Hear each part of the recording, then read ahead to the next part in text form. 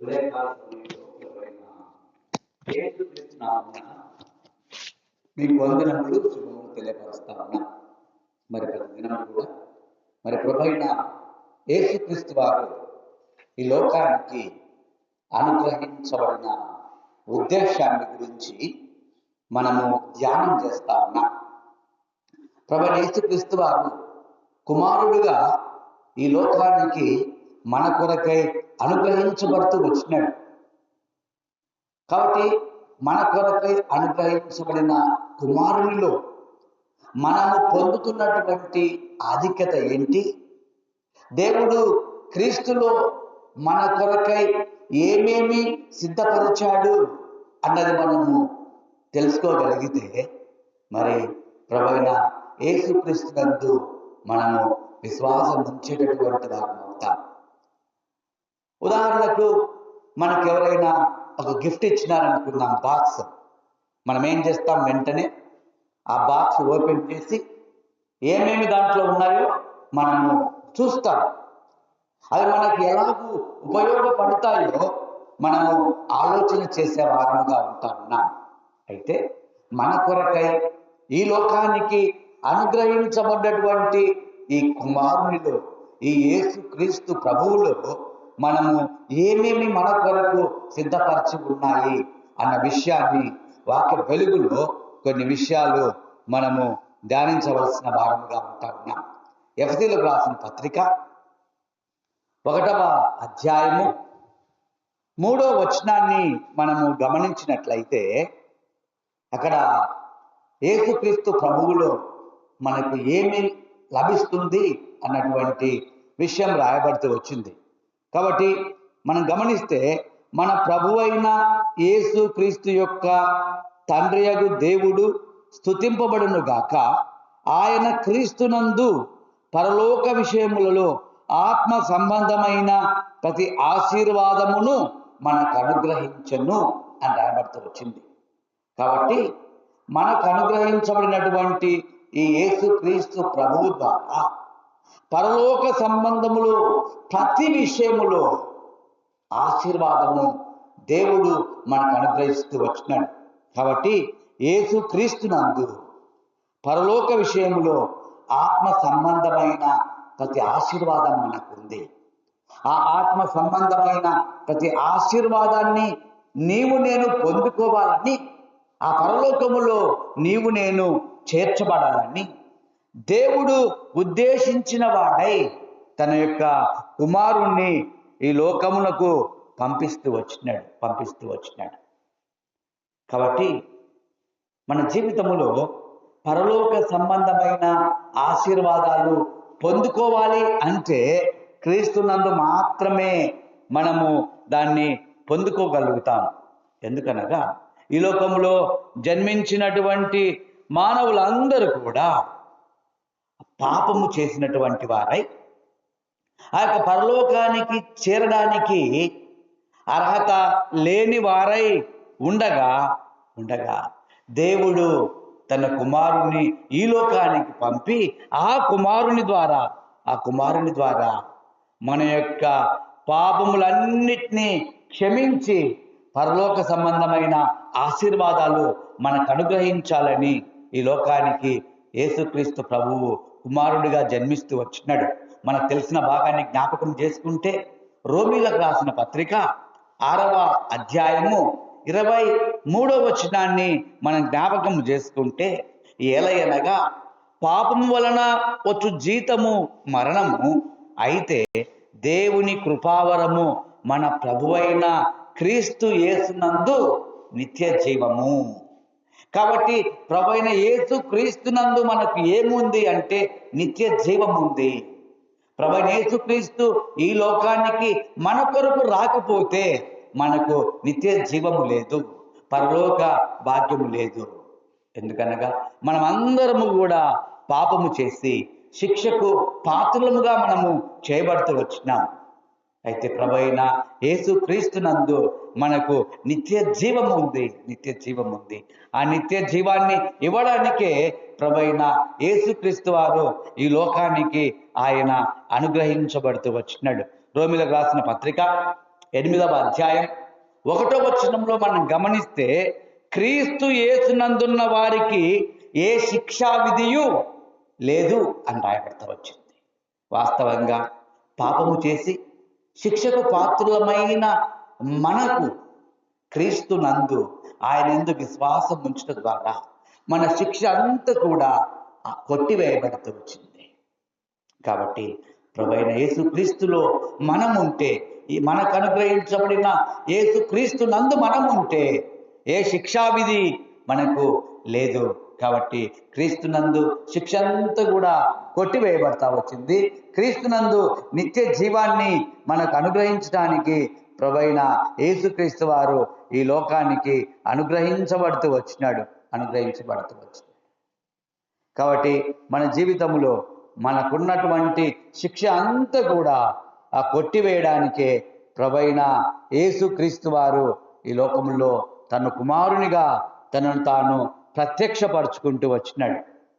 కాబట్టి వాస్తవంగా మన మీద ధర్మశాస్త్రం ఏలుతూ ఉండగా, మనము నిత్య శిక్షకు పాత్రులమై ఉండగా, నిత్య నరకానికి పాత్రులమై ఉండగా ప్రభువైన యేసుక్రీస్తు ఈ లోకానికి వచ్చి మన శిక్ష అంతా కూడా ఆయన కొట్టివేస్తూ వచ్చినాడు. చూడండి, కొరింథీయులకు రాసిన 2వ పత్రిక 3వ అధ్యాయము 14వ వచనం మనం గమనిస్తే, మరియు వారి మనస్సులు కఠినమైనందున నేటి వరకును పాత నిబంధన చదవబడినప్పుడు అది క్రీస్తునందు కొట్టివేయబడినని వారికి తేటపరచబడక ఆ ముసుకే నిలిచి ఉన్నది అని రాయబడతా వచ్చింది. కాబట్టి ధర్మశాస్త్ర ప్రకారము పాపము చేసిన వాడు శిక్షకు పాత్రుడు. కంటికి కన్ను, పంటికి పన్ను ధర్మశాస్త్రం చెప్తా ఉంది. పాపము చేస్తే శిక్ష తప్పదు. అయితే ప్రభువైన యేసుక్రీస్తు ఆ యొక్క పాపపు శిక్ష అంతా కూడా తాను కొట్టివేస్తూ వచ్చినాడు. తద్వారా మనకు నిత్య జీవాన్ని ఆయన అనుగ్రహించటానికి ఈ లోకానికి కుమారుడుగా ఆయన అనుగ్రహింపబడుతూ వచ్చినాడు. కాబట్టి మనము వాస్తవంగా దేవునితో సమాధానం లేక మన పాపస్థితిని బట్టి మనము శిక్ష అనుభవించవలసిన వారమై ఈ లోకంలో ఉండగా, ఆ సమాధాన శిక్ష అంతా కూడా దాన్ని కొట్టివేయడానికి ఈ లోకానికి వచ్చినాడు. లోకం చెడిపోయినటువంటి లోకం, తండ్రితో సమాధానం లేని లోకము అలాగ జీవిస్తూ ఉండగా ప్రభు ఈ లోకానికి వచ్చుట ద్వారా, మనకు అనుగ్రహించబడ ద్వారా మనము సమాధానపరచబడుతూ వచ్చినాం. కొరింథీయులకు రాసిన 2వ పత్రిక 5వ అధ్యాయం 19వ వచనాన్ని మనం జ్ఞాపకం చేసుకుంటే, అదేమనగా దేవుడు వారి అపరాధములను వారి మీద మోపక క్రీస్తునందు లోకమును తనతో సమాధాన పరుచుకొనును, ఆ సమాధాన వాక్యమును మాకు అప్పగించెను. లోకంతో సమాధానం లేని స్థితిలో లోకమంతా కూడా దుష్టునిలోనికి వెళుతూ వచ్చింది. దేవుడు లోకమును చూచినప్పుడు అది చెడిపోయినదిగా ఉంటూ వచ్చింది. అట్టి లోకాన్ని ప్రేమిస్తూ వచ్చినాడు. మనం చూస్తూ వచ్చినాం, దేవుడు లోకమును ఎంతో ప్రేమించి చెడిపోయిన, నశించిపోయిన ఈ లోకాన్ని తండ్రితో సమాధానపరుస్తూ వచ్చినాడు. ఆ సమాధానం మనకి ఎక్కడ దొరుకుతుంది అంటే క్రీస్తునందు మాత్రమే మనకు సమాధానం. కాబట్టి ప్రభువైన యేసుక్రీస్తులో మనము తండ్రితో సమాధానాన్ని మనం పొందుతూ వచ్చినాం.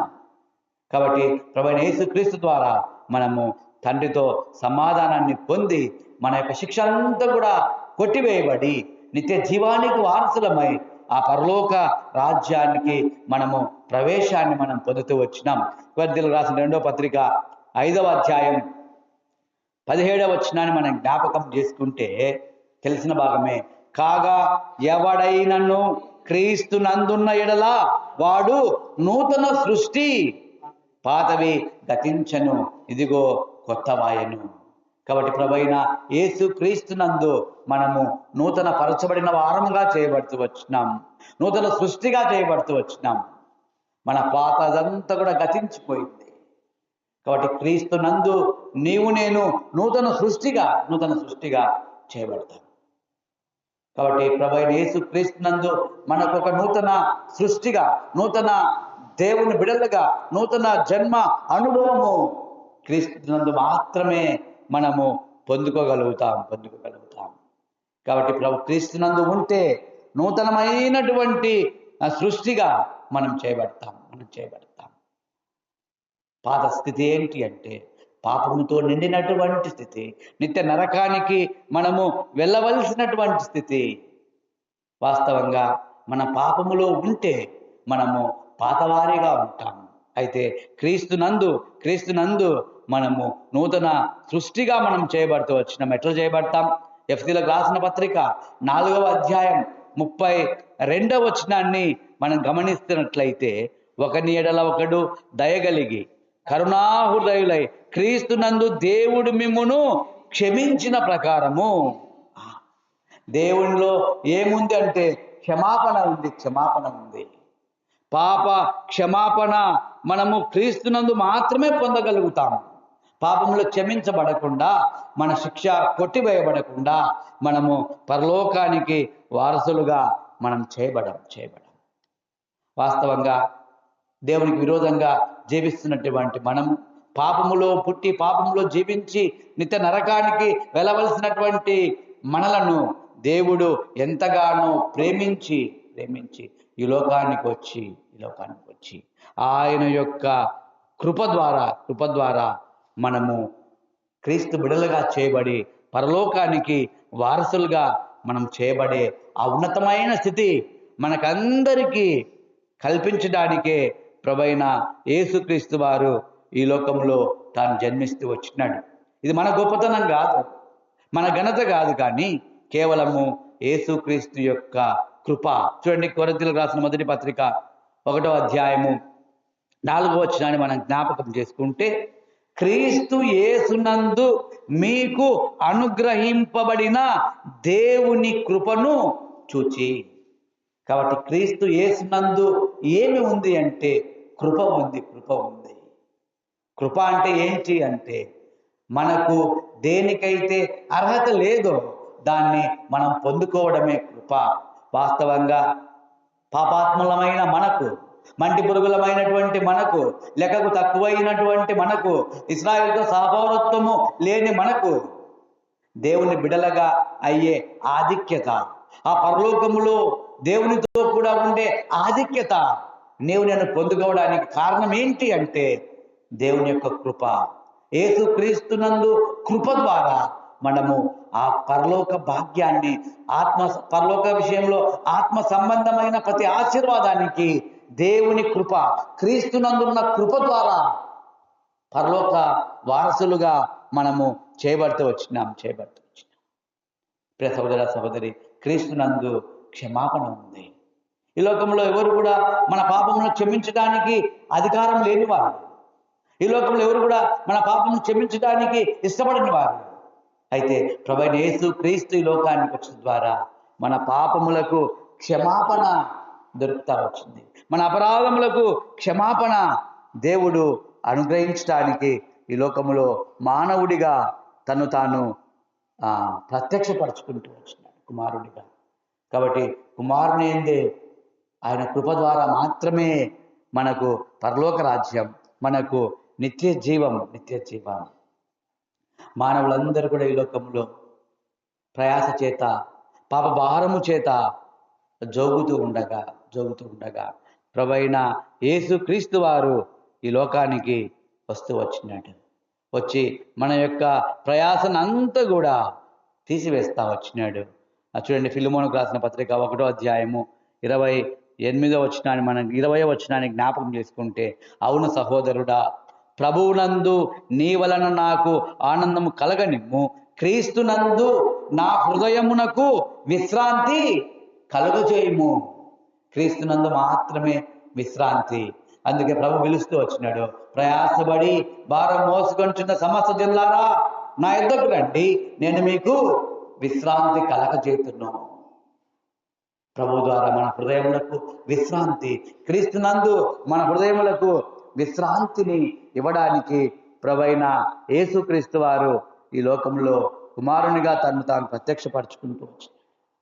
కాబట్టి మన ప్రతి భారం, ప్రతి ప్రయాస తీసివేసి మన జీవితానికి మానవ జీవితానికి విశ్రాంతినివ్వడానికి, శాంతి సమాధానం ఇవ్వడానికి ప్రభువైన యేసుక్రీస్తు వారు ఈ లోకంలో జన్మిస్తూ వచ్చినాడు.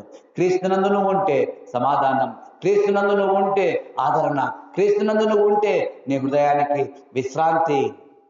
కాబట్టి యేసుక్రీస్తునందు ఆ విశ్రాంతి ఉంది. నెమ్మది పొందేటటువంటి జీవితము దేవుడు మనకు అనుగ్రహిస్తూ వచ్చినాడు. ఎట్లా అంటే ఆయన కృప ద్వారా, మన పాపములు క్షమించబడ్డ ద్వారా, మన పాపములు కొట్టివేయబడుట ద్వారా దేవుడు యేసుక్రీస్తు ప్రభువు మనకు ఆయన విశ్రాంతిని అనుగ్రహించినటువంటి దేవుడుగా ఆయన ఉంటా ఉన్నాడు. అంత మాత్రమే కాదు కానీ గలతీయులకు రాసిన పత్రిక 3వ అధ్యాయము 28వ వచనాన్ని మనము ఒకసారి జ్ఞాపకం చేసుకుంటే, ఇందులో యూదుడని గ్రీసు దేశస్థుడని లేదు, దాసుడని స్వతంత్రుడని లేదు, పురుషుడని స్త్రీ అని లేదు, యేసు క్రీస్తునందు మీరందరూ ఏకముగా ఉన్నారు.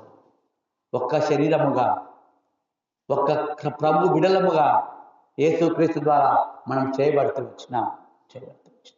కాబట్టి యేసు క్రీస్తునందు ఏకులముగా, ఏకత్వము కలిగినటువంటి వారముగా మనము చేయబడుతూ వచ్చినాం. ప్రభు లేకపోతే మనము పరలోకానికి వారసులుగా చేయబడము. ప్రభు బిడలముగా మనం అందరం కూడా ఒకటే రక్తము ద్వారా కడగబడి నీతిమంతులుగా ప్రభు బిడలముగా నేను చేయడానికే ప్రభు అయిన యేసుక్రీస్తు వారు ఈ లోకములో తాను కుమారుడుగా జన్మిస్తూ వచ్చినాడు. కాబట్టి ప్రభు అయిన యేసుక్రీస్తునందు మనం విశ్వాసం ఉంచినట్లయితే ఆయనలో ఉన్న ప్రతి ఆశీర్వాదానికి మనము పాత్రలుగా చేయబడతాం. గలతీయులకు రాసిన పత్రిక 2వ అధ్యాయం 17వ వచనాన్ని మనం జ్ఞాపకం చేసుకుంటే, కాగా మనము క్రీస్తునందు నీతిమంతులని తీర్చబడుటకు వెతుకుచుండగా. కాబట్టి క్రీస్తునందు మనము నీతిమంతులుగా చేయబడుతూ వచ్చినాం. ప్రభు అయిన క్రీస్తు ద్వారా మాత్రమే మనము నీతిమంతులుగా చేయబడతాం. క్రీస్తు లేకపోతే, ఆయన రక్తం ఈ లోకంలో మన కొరకై కార్చకపోతే మనం నీతిమంతులుగా చేయబడం. నిన్నను నీతిమంతులుగా తీర్చుట కొరకై ప్రభు అయిన యేసుక్రీస్తు వారు ఈ లోకంలో కుమారునిగా ఆయన జన్మిస్తూ వచ్చినాడు. కాబట్టి మన జీవితంలో మన కొరకై జన్మించిన క్రీస్తును మనం కలిగి ఉంటే, క్రీస్తునందు మనము విశ్వాసం ఉంచితే ఎన్నో గొప్ప ఆశీర్వాదాలు ఉన్నాయి. అంతేకాదు యేసుక్రీస్తులో మనకు ఇంకా ఏమున్నాయి అని మనం గమనిస్తే, కొరింథీయులకు రాసిన 2వ పత్రిక 1వ అధ్యాయము 20వ వచనం. కొరింథీయులకు రాసిన 2వ పత్రిక 1వ అధ్యాయం 20వ వచనాన్ని మనం చూస్తే, దేవుని వాగ్దానములు ఎన్ని అయినను అవన్నీ క్రీస్తునందు అవునన్నట్లుగానే ఉన్నవి. క్రీస్తునందు మనకేమున్నాయంటే వాగ్దానాలు ఉన్నాయి. యేసుక్రీస్తు ప్రభు రాకపోతే, యేసుక్రీస్తు ప్రభు ఈ లోకంలో మన కొరకై జన్మించకపోతే మనకేం లేవండి? వాగ్దానాలు లేవు. మనం వాగ్దాన నిబంధన లేని పరజనులము అని ఎఫెసీ పత్రికలో మన గురించి రాయబడుతూ వచ్చింది. వాస్తవంగా వాగ్దాన నిబంధన లేని పరజనులం మనం, అన్యులం మనం. అయితే యేసుక్రీస్తు ప్రభువు ఈ లోకంలోనికి వచ్చుట ద్వారా, ఈ లోకంలో జన్మించడం ద్వారా వాగ్దానాలన్నిటికీ నేను వారసులుగా చేయబడుతూ వచ్చినాం. నిజంగా మనం దేవుని కుమారులం కాదు. అయితే ప్రభువు తన రక్తం ఇచ్చి విలువ పెట్టి నన్ను కొని తన కుమారునిగా, తన కుమార్తెగా స్వీకరించి మనలను కూడా వాగ్దానాలకు వారసులుగా చేస్తూ వచ్చాడు.